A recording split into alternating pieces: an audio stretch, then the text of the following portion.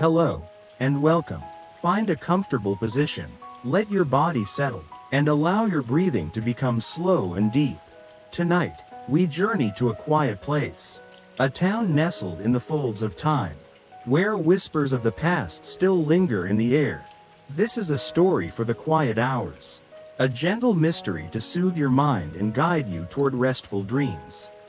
If you enjoy these peaceful voyages into imagination, please consider subscribing for more stories to accompany your nights. For now, close your eyes, and let the world fade away. Let us begin. In a valley cradled by hills that wore mist like a silken shawl, lay the town of Silent Creek. It was a place where time seemed to flow more like honey than water, slow, sweet, and golden. The houses were built of river stone and ancient wood, their roofs covered in a soft velvet of green moss. A single, clear creek, the town's namesake, wound its way through the center, its surface a mirror for the weeping willows that lined its banks. The people of Silent Creek were quiet folk. They spoke in gentle tones. Their laughter was like the tinkling of small bells, and their lives moved in harmony with the turning of the seasons. They were kind and content, but they had, over many long years, forgotten how to listen, not to each other, for they were attentive neighbors, but to the world itself. They heard the wind, but not its stories. They heard the creek, but not its memories. They had, in their peaceful existence, grown deaf to the echoes of what had been. All except for one. His name was Finian, though everyone just called him Finn. He was a boy with eyes the color of a twilight sky and hair like spun moonlight. He was as quiet as the rest of the townsfolk, perhaps even more so, but his quietness was of a different sort. It was not an absence of sound, but a fullness of it, for Finn could hear the echoes. He heard them everywhere. As he walked past the old bakery, he could hear the faint, ghostly laughter of the baker's grandfather, a man long gone, telling a joke about a runaway loaf of bread. The scent of warm sourdough on the air would mingle with the phantom scent of cinnamon from a holiday 50 years past. When Finn sat by the creek, he didn't just hear the gurgle of water over smooth stones.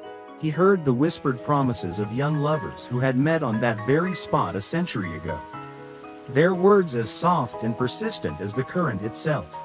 His gift, if it could be called that, was not dramatic. It was a gentle layering of time, a constant, soft murmur beneath the surface of the present.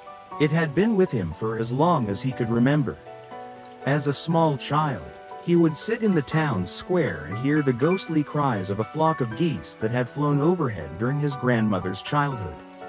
He could trace the faint, invisible footsteps of the town's founder on the cobblestones. These sounds never frightened him. They were like old, familiar songs, comforting in their permanence. They told him that nothing was ever truly lost, only softened by time. They were the town's memory, and he was its sole audience. He never spoke of it to anyone. How could he explain that the silence in Silent Creek was, to him, the most crowded and talkative place in the world? How could he describe hearing the echo of a sigh left on a windowpane from a winter long ago? So, he kept his world to himself, a secret garden of sounds, and walked through his days with a knowing, gentle smile that others found a little mysterious, but endearing all the same. One late afternoon, as the sun began to dip below the misty hills, casting long, sleepy shadows across the valley, Finn was wandering near the old town well.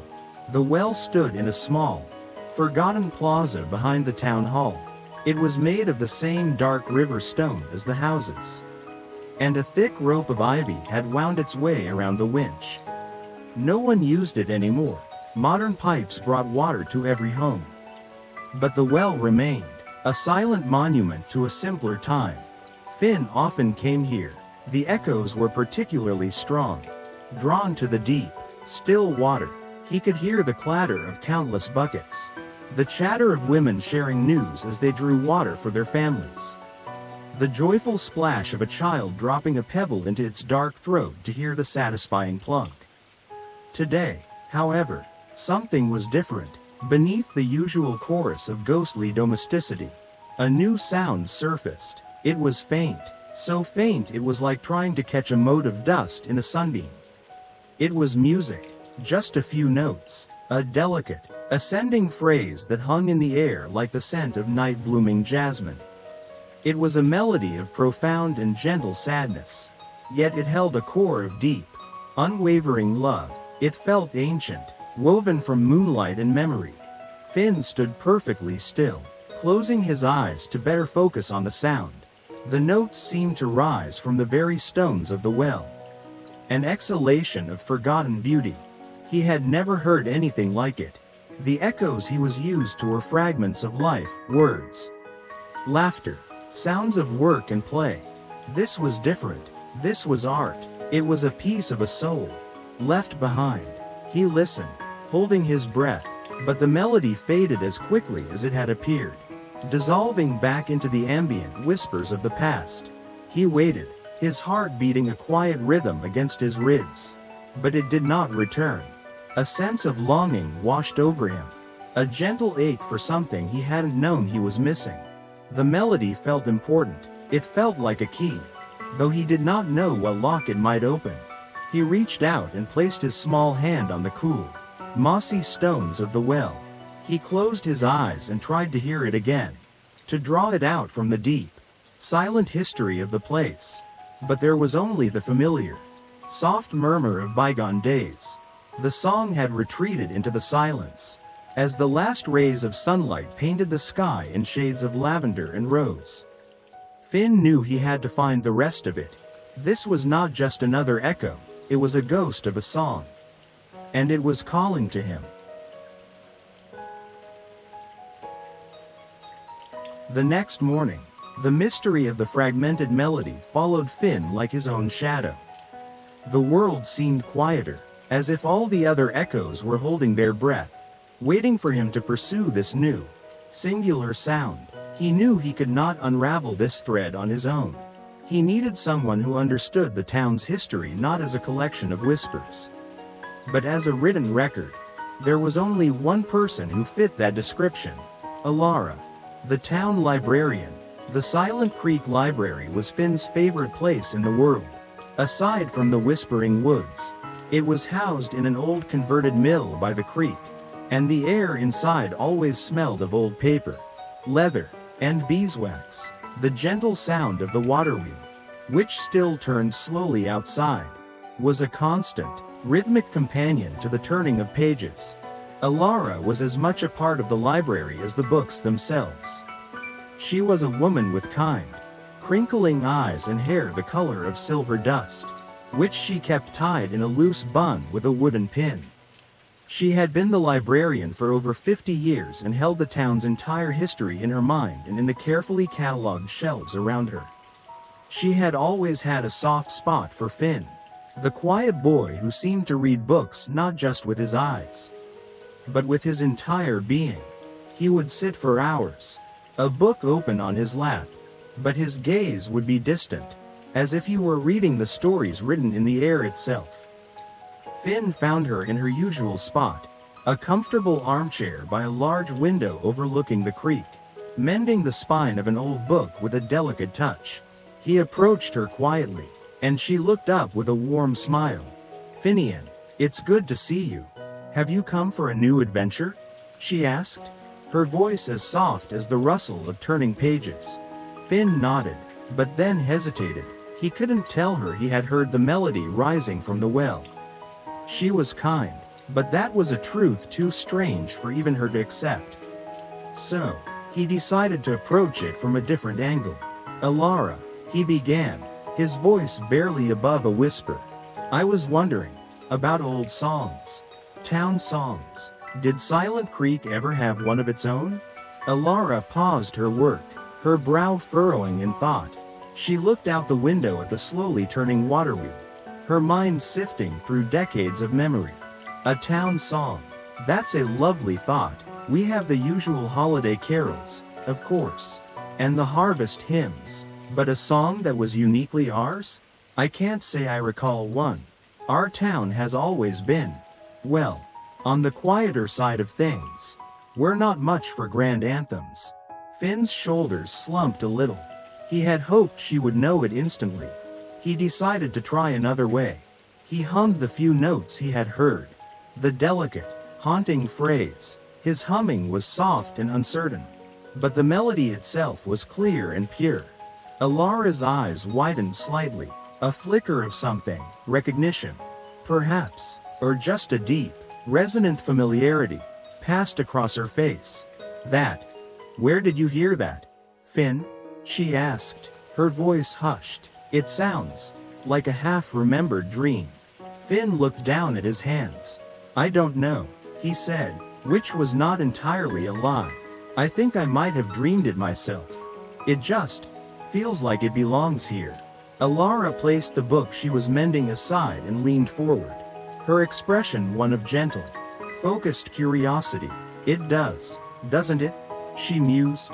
It sounds like the mist on the hills. Like the stones in the creek bed. It feels like it grew here. She stood up, her eyes scanning the towering shelves around them. A dream is as good a place to start as any. Let's see what forgotten histories we can wake up. Guided by Alara's suggestion to seek out the town's oldest places, Finn felt a pull not toward a building, but toward the deep woods that bordered the valley. The Whispering Woods, as they were known, were older than the town itself. The trees were colossal beings, their bark like the wrinkled skin of ancient elephants, their branches interwoven to form a high, vaulted ceiling that filtered the sunlight into a dappled, emerald glow. The air here was cool and smelled of damp earth, decaying leaves, and the sweet perfume of moss. For most people, the woods were a place of profound silence, broken only by the snap of a twig or the distant call of a crow. For Finn, they were a cathedral of echoes. He could hear the whisper of the wind through leaves that had fallen centuries ago. He could hear the soft padding of paws from wolves that had not roamed these lands in generations. He heard the murmur of ancient conversations from the town's first settlers as they marked trees for their future homes. Their voices filled with hope and hardship. These were the oldest, purest echoes, less about specific words and more about deep, resonant feelings. As he walked deeper into the forest, following a barely their path carpeted in moss, he let his senses expand. He was not looking for the song with his eyes, but listening for it with his soul, feeling for its vibration in the ancient stillness. He was drawn to a part of the woods he had never explored before, where a circle of great, moss-covered stones stood in a small clearing. They were not arranged by human hands. They were simply a natural outcropping of the earth's bones. Worn smooth by millennia of wind and rain, they felt immensely old, their presence a deep, humming note in the symphony of the forest. Finn approached the circle with a sense of reverence. The air here felt different, charged with a quiet power. He sat in the center of the clearing, closed his eyes, and simply listened. The usual woodland echoes were there, the rustle of a long-vanished deer, the hoot of an owl from 100 years before, but beneath them, the same way it had been at the well, a new layer was revealing itself. It started not as a sound, but as a feeling, a deep, resonant hum that seemed to come from the stones, from the very earth beneath him. It was a feeling of deep peace, of belonging, of being held by something vast and eternal. Then, woven into that humming vibration, came the melody. It was clearer here, stronger. He heard the original phrase he'd discovered at the well, but this time it was followed by a second, complementary phrase, a gentle, descending line of notes that felt like an answer to a question. It was the harmony. It was not sung by a voice, but played on an instrument he couldn't name, something like a wooden flute, but with a sound as organic and breathy as the wind itself. The two melodic lines twisted around each other like the ivy on the well. A perfect, bittersweet dance. He absorbed the music, letting it settle into his memory. A second precious fragment of the forgotten song. The stones seemed to hold the song's roots, its connection to the land itself. The well held its memory of people, but the forest held its soul. With the melody and its harmony now nestled in his mind, Finn felt the song was beginning to build, to take shape, but it was still a skeleton, lacking the rhythmic heart that would make it whole. His search for the town's oldest places next led him to the abandoned clock tower in the center of the square. The tower was tall and slender, made of faded gray stone, and its four faces were frozen in time, the hands forever pointing to 3:15. The great bell had not chimed in living memory, and the mechanism within had long since fallen silent. To the townsfolk, it was just a landmark, a silent, unmoving part of the scenery.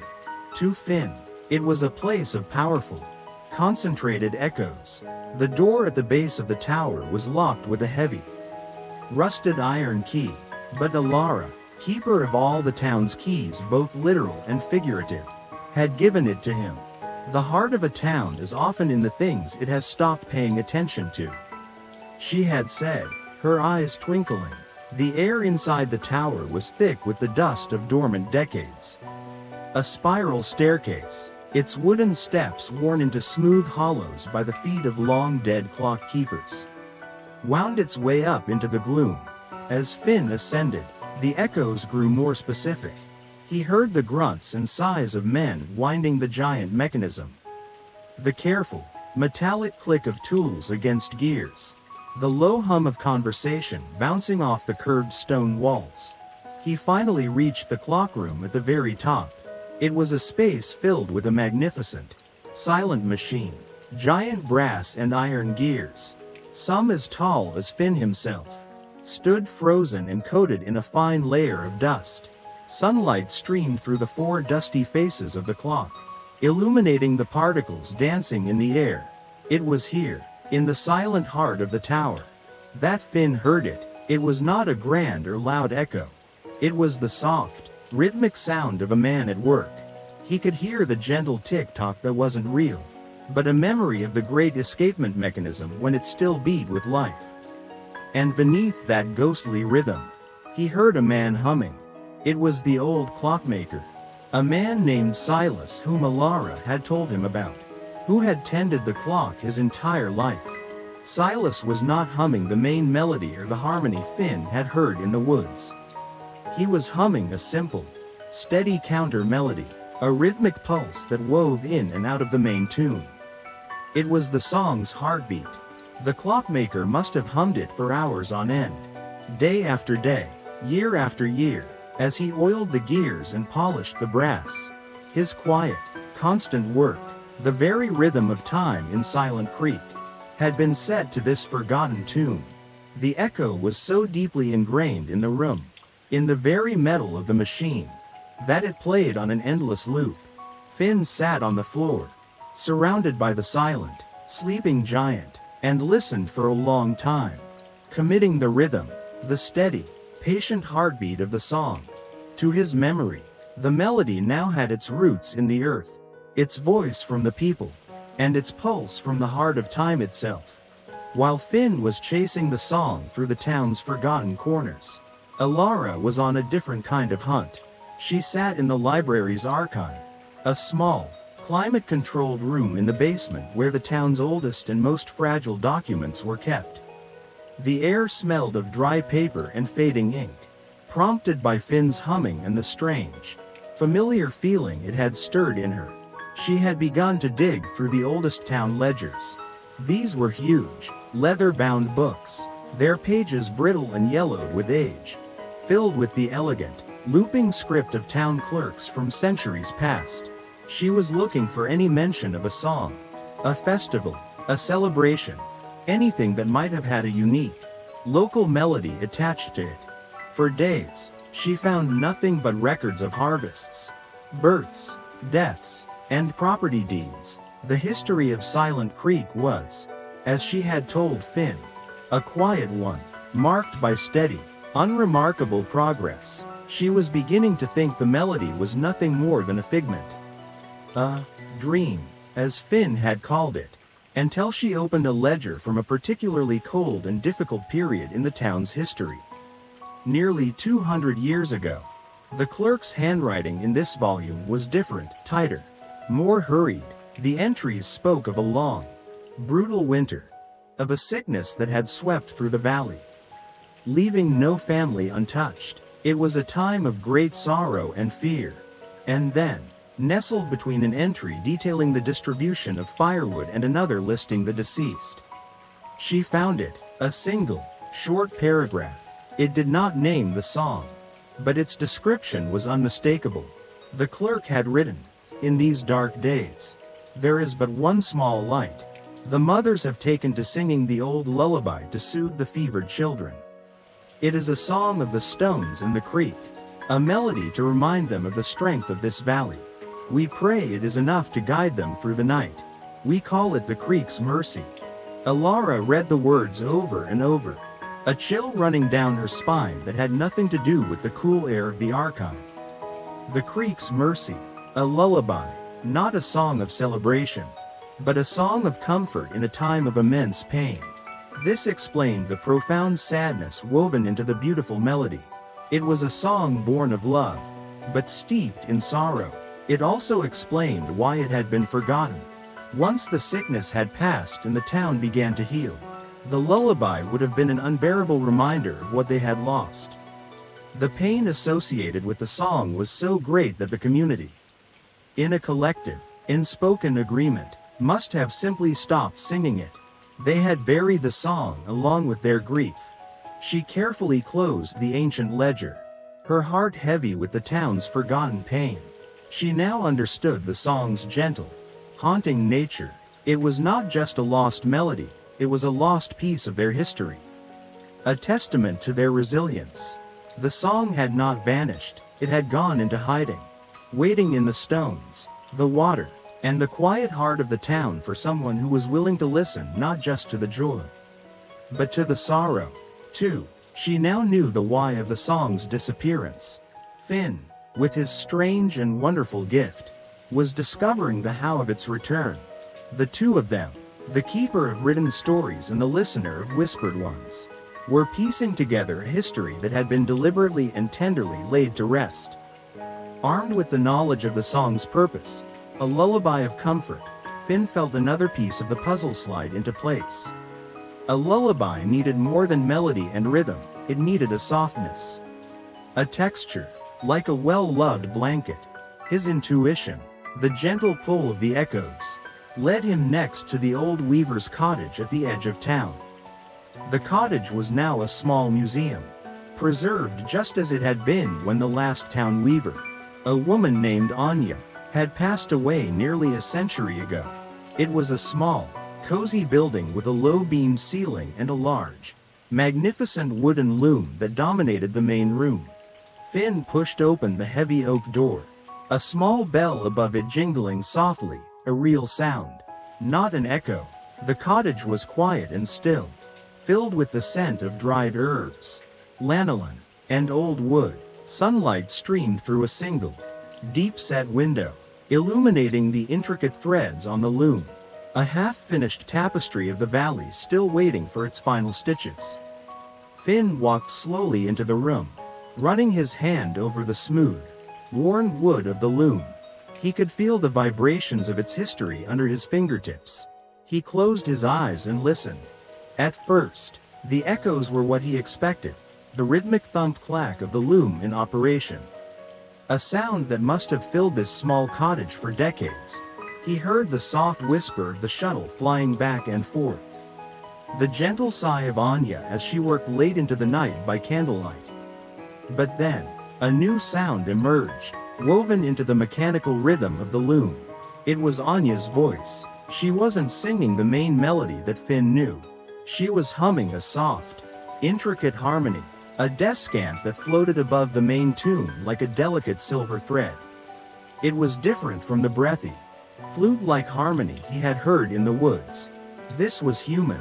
It was warm and maternal, full of a deep and abiding tenderness. Finn realized that as the men worked in the fields and the clockmaker kept the time, the women of the town, in their homes, had their own relationship with the song. Anya must have hummed it for hours on end as she wove blankets and clothes for the townsfolk. The lullaby was woven not just into her memory, but physically into the very fabrics she created. The blankets she wove to keep the children warm were imbued with the harmony of the song. He could almost feel it in the air, a texture of sound, a blanket of harmony. He imagined a sick child, wrapped in one of Anya's creations. Hearing this soft, loving hum, feeling its comfort, he sat on a small wooden stool beside the loom, the ghostly sounds of its operation all around him, and listened until the weaver's gentle harmony was as familiar to him as his own breathing. He now had the earth's harmony and the mother's harmony, two threads of comfort to weave into the growing tapestry of the song.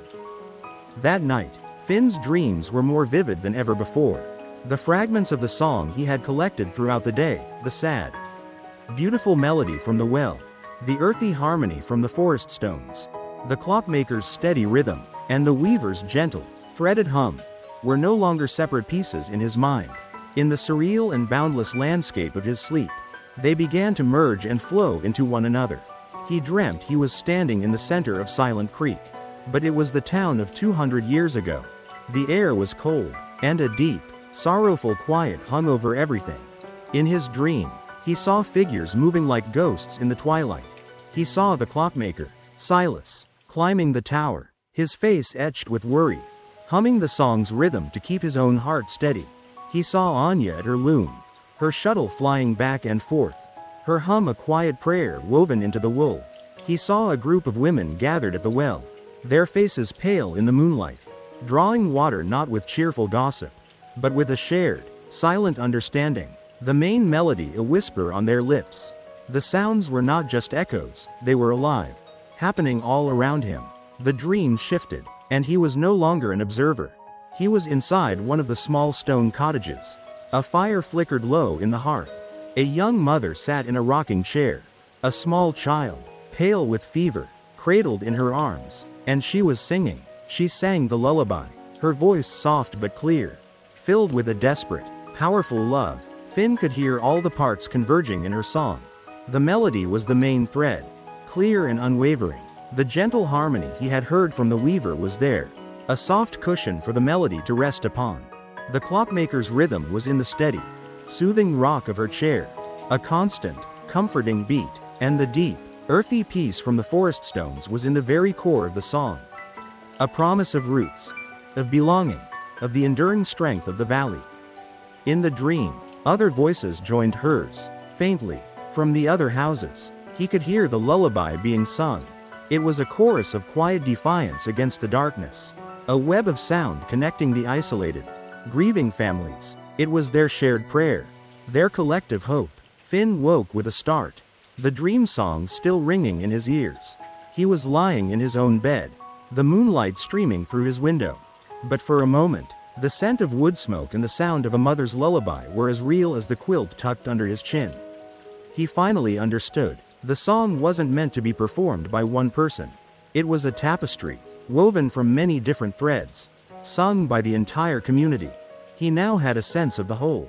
But he felt there was still one crucial part missing: the words.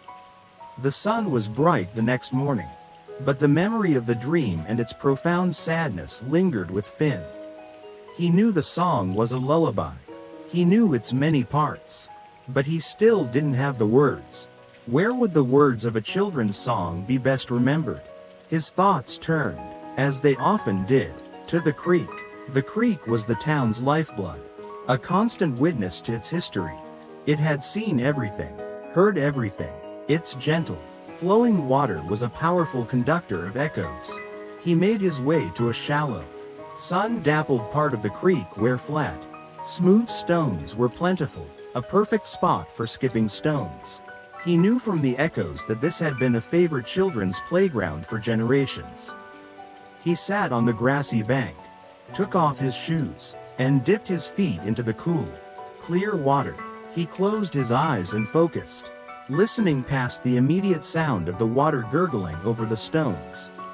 He reached further back, listening for the echoes of play, for the shouts and laughter of children. He heard them, a happy, chaotic symphony of sounds stretching back through time. He heard the splash of stones, the triumphant cries of a perfect skip, the good-natured arguments over whose stone went farthest. And then, woven into this tapestry of youthful joy, he heard them singing. It was the children of a time long after the great winter. A generation that had inherited the melody without its sorrow. They had turned the sad lullaby into a skipping song. Again, the rhythm was faster, more playful, but the melody was unmistakable. And they were singing words. The echo was fractured, coming in bursts and phrases as the children played. Finn had to piece them together like a puzzle. Stone of mountain, deep and old, sang one voice. Heart of water, clear and cold, chanted another, as a stone skipped 3 times across the surface. Willow whispers, green and bright, hold you safe all through the night. It was the chorus, simple, beautiful words that spoke of the valley's enduring elements, the stone, the water, the trees. It was a promise of safety, of being held and protected by the land itself. The words were a perfect match for the feeling he'd had among the ancient stones in the forest. He listened for more, trying to catch a verse, but the children only sang the chorus, over and over, a joyful, looping refrain to their game. The sorrow of the lullaby had been washed clean by the creek and the innocent joy of children, leaving only the core message of love and protection. A smile touched Finn's lips for the first time that day. The song was not just a relic of a dark time, it had lived on. It had adapted, transformed by the very children it was meant to soothe. He now had the heart of the song's message. He had its beautiful, powerful chorus. He sat by the water for a long time, humming the melody and softly singing the words he had just learned. Letting the cool water and the warm sun wash over him, the song felt more complete than ever, its tapestry now glowing with the bright, joyful thread of children's voices. As Finn was discovering the song's joyful second life by the creek, Alara was preparing to share the story of its first. She knew she couldn't keep the discovery from the ledger to herself. It was a part of their collective history, a wound that had been hidden but never truly healed. She also knew that for Finn's quest to have meaning, the town needed to understand the song's origin. That afternoon, she found Finn in the library, his eyes distant as he hummed the tune he now knew so well. She sat down opposite him at one of the heavy oak tables, the old ledger resting in front of her. "Finn," she said gently, her voice drawing him back from his world of echoes. "I found something about your song." She opened the ledger to the bookmarked page, the old clerk's tight, worried script facing him. Finn leaned forward, his eyes tracing the faded brown ink. Alara didn't read the words aloud at first. She let him absorb the feeling of the page, the weight of the history it contained. Then, she began to tell him the story. She spoke of the winter of 1823, a winter so cold and long that the creek froze solid and the snow piled up to the windowsills. She spoke of the fever that came with the unrelenting cold, a sickness that settled in the chests of the young, stealing their breath and their warmth. Her voice was soft, but it painted a vivid picture of a town huddled together in fear and grief. The bell in the clock tower tolling for a lost child almost daily. She described the helplessness of the parents, the tireless work of the town doctor, the shared sorrow that hung over the valley like the permanent gray clouds. They had so little, Alara explained, her hand resting on the open book. No modern medicine, nothing to fight the fever. All they had was each other. And they had this song. She pointed to the clerk's entry about the creek's mercy. It was their only medicine. A lullaby. They sang it to their children, not just to soothe them, but to remind them, and themselves, of the strength of this place. The words you found, stone of mountain, heart of water, that was their prayer. A prayer that the resilience of the valley itself would flow into their children and make them strong enough to survive. Finn listened, his heart aching for the people of his town, for the immense burden they had carried. He finally understood the deep, soul-shaking sadness he had first heard in the melody at the well. It was the collected grief of 100 mothers, 100 fathers, pouring their love and fear into a song. So they stopped singing it.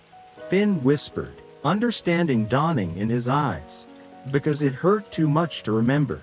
Alara nodded, her own eyes misty. Exactly. When spring finally came and the sickness passed, the song was a monument to their pain. To sing it was to relive the darkest days of their lives. So, they put it away. They let it fall silent. It was an act of communal forgetting. An act of survival.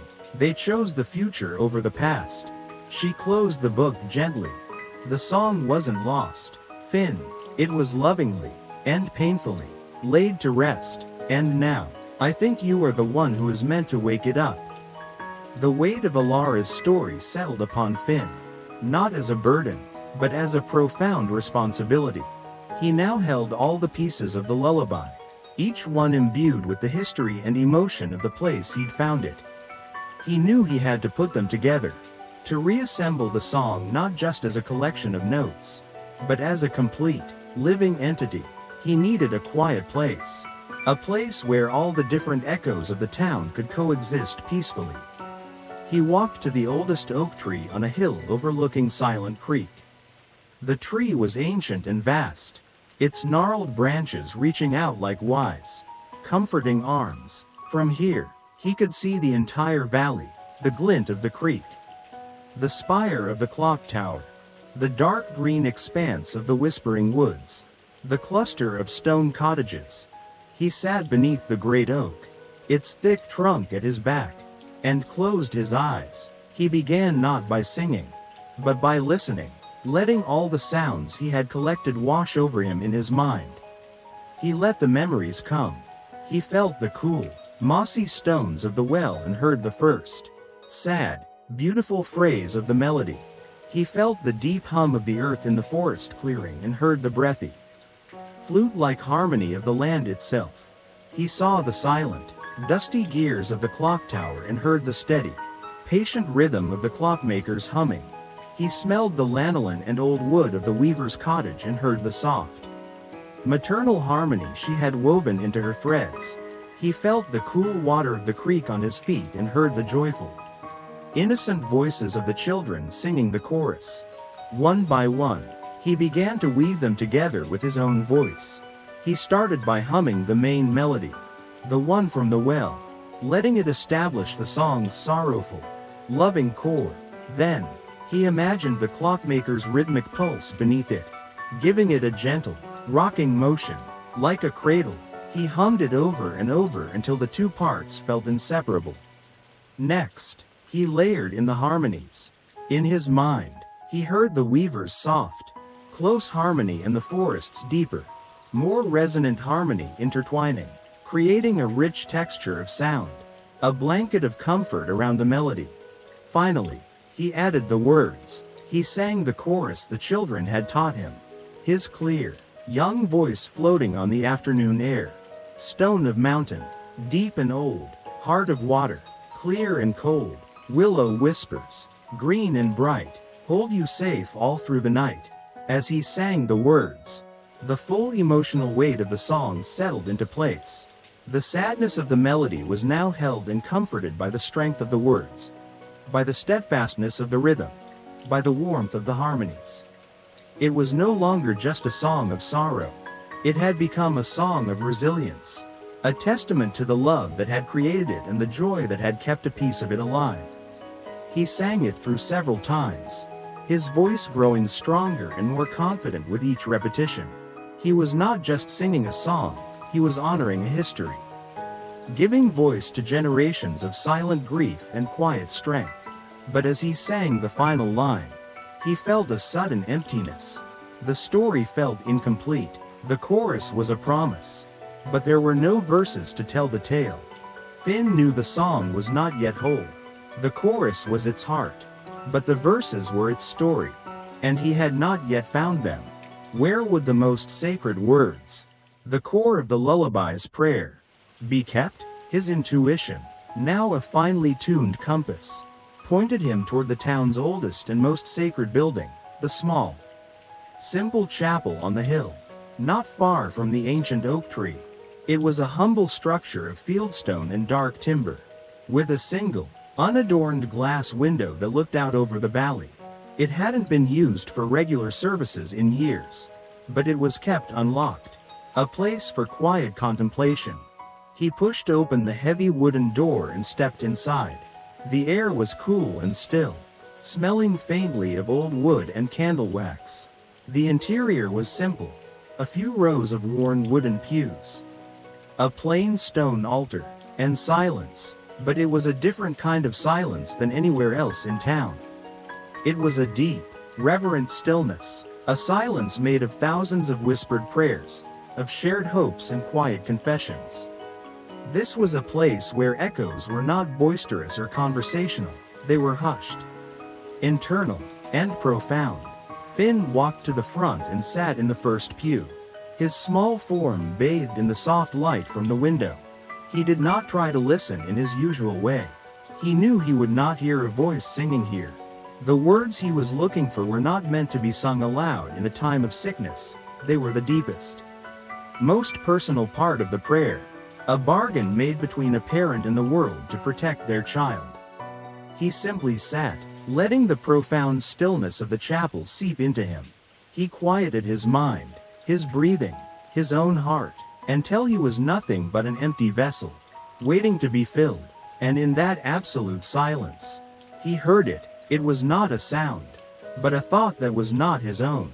It was the residue of 100 silent prayers, impressed upon the very air of the chapel. The words formed in his mind, clear and perfect, as if someone were whispering them directly into his soul. Wind of evening, soft and low. The silent echo began. Watch him dream and help him grow. Star of midnight, silver gleam, guard him through the darkest dream. It was the first verse, a prayer to the elements of the night, the wind, the stars, to stand guard over a sleeping child. It was tender and fierce, a parent's desperate plea. Then, a second verse followed, a promise made to the child. When the morning light appears, it will chase away your fears. Sun will warm the stone and tree, and I will still be here with thee. A promise of presence, of steadfast love that would last through the night and greet the morning. This was the missing piece. This was the soul of the lullaby. The verses held the fear and the hope, and the chorus held the unwavering strength of the valley.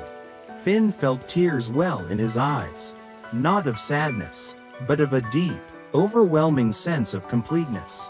He had it. He had all of it. He sat in the silent chapel for a long time, the words echoing in the quiet chambers of his heart, until they felt as if he had known them his entire life. The song was finally, beautifully, whole, with the complete lullaby now living and breathing inside him. Finn knew his journey of listening was over, and a new journey of sharing had to begin. He walked back down the hill from the chapel, the melody and the words a quiet, constant presence in his mind. He went straight to the library, where he knew Alara would be waiting. The afternoon light was turning to gold, filling the cozy space with a warm, sleepy glow. He found her at her desk, not reading, but simply watching the creek flow past the window, as if she, too, were listening for something. She looked up as he approached, and she saw the change in him immediately. The searching, questioning look in his eyes was gone. In its place was a quiet, profound certainty. You found it, she said. It was not a question. Finn simply nodded. He couldn't explain the silent prayer in the chapel, the words that had formed in his mind. He didn't need to. He stood in the quiet space between the towering shelves of books, took a soft breath, and began to sing. His voice, clear and pure as the creek itself, filled the silent library. He sang the first verse, the prayer to the wind and stars, his tone hushed and reverent. Then his voice swelled slightly as he moved into the chorus, the invocation of the stone, the water, and the willow. He sang the second verse, the promise of the morning sun and a parent's unwavering love. Alara listened, her hands clasped in her lap, Her eyes closed. The song washed over her. And it was more beautiful and more heartbreaking than she could have ever imagined. She could hear it all. The sorrow of the great winter. The strength of the mothers. The innocence of the children. The deep, ancient magic of the valley itself. It was a song that held their entire history in its gentle, haunting notes. When Finn sang the final line, "And I will still be here with thee," a single tear traced a path down her wrinkled cheek. The silence that followed was not empty, but filled with the resonance of the final note and 2 centuries of unspoken emotion. "The creek's mercy," Alara whispered, her voice thick with feeling. She opened her eyes, and they shone with a mixture of sadness and wonder. "You have brought it back, Finian. You have given our town its memory back." Finn felt a warmth spread through his chest. He had never felt so connected to his home, to its people. His secret world of echoes had finally found a bridge to the present. "It was always here," he said softly. "It was just waiting for someone to listen." Alara reached out and placed her hand on his shoulder. "And now," she said, her voice full of a new resolve, "it is time for the rest of the town to learn how to listen." 2. Alara knew that a song this important couldn't be shared in an ordinary way. It needed a time and a place that held meaning. She chose the next evening, at dusk, and the place she chose was the old stone well where Finn had first heard the melody. Word spread through Silent Creek in the quiet way things always did, a soft-spoken word over a garden fence. A note left on a neighbor's doorstep. Alara simply invited the townsfolk to gather for a story. Curious and trusting, they came, as twilight settled over the valley, casting everything in a soft, purple light. The small plaza around the well filled with the people of the town. They brought blankets and sat on the low stone walls, their faces lit by a few gently placed lanterns. Finn stood beside Alara near the well, his heart beating a nervous but steady rhythm. Alara stepped forward and, in her calm, clear voice, she told them the story she had told Finn. She told them about the great winter, about the fever, and about the brave, heartbroken parents who created a lullaby as their only shield against the darkness. She told them how the song, named the Creek's Mercy, was so full of their pain that they had to lay it to rest in order to heal. As she spoke, a deep hush fell over the crowd. They looked at the familiar stones and trees of their home with new eyes, understanding the deep history of sorrow and strength that lay beneath their peaceful existence. When the story was finished, Alara turned to Finn. "This song has been silent for too long," she said, her voice carrying in the still air. "But it was never truly gone. Finian has listened to the memories of our town, and he has pieced it back together for us all." All eyes turned to the small, quiet boy. Finn took a deep breath, looked not at the faces of the crowd, but at the ancient stones of the well, and began to sing. He sang the lullaby from beginning to end. His voice, at first a little shaky, grew strong and clear as the song took hold of him. He poured all the emotion he had felt on his journey into the music, the sadness, the love, the resilience, the joy. As the notes of the lullaby floated through the twilight, something extraordinary happened. The song was not just a performance, it was an awakening. An old man, his eyes closed, began to hum the clockmaker's rhythm, his foot tapping gently on the cobblestones without him even realizing it. A young mother, holding her sleeping child, found herself whispering the harmony Anya had woven, the melody feeling as natural on her lips as a prayer. When Finn reached the chorus, a few of the older townsfolk began to sing along softly, the words coming to them like a half-forgotten dream. A memory passed down not in their minds, but in their bones. The song was not just an echo for Finn anymore. Its own melody was acting as a key, unlocking the faint, dormant echoes of memory within everyone. They were remembering a song they had never been taught. They were remembering the strength of their ancestors. They were, for the first time in generations, listening together, When the last note of the lullaby faded into the deepening twilight, a profound silence held the town square. It was not the empty silence of forgetting, but the full, resonant silence of remembrance. No one applauded. That would have felt wrong. Instead, a collective sigh seemed to pass through the crowd. A release of breath they hadn't realized they were holding for 200 years. The song had come home. From that night on, Silent Creek began to change in small, subtle ways. The lullaby, the creek's mercy, was no longer a secret. It was heard in the evenings. A mother humming it to a child in a window. It was heard by the creek. A group of children singing the chorus as they skipped stones. Now understanding the deeper meaning of the words, the baker began to whistle the tune as he kneaded his dough. Weaving the old rhythm into the new morning's bread, the song became the quiet, unofficial anthem of the town, a thread of shared history that bound them all together. It was no longer a song of sorrow, but a symbol of their endurance, a testament to the love that had seen their town through its darkest days.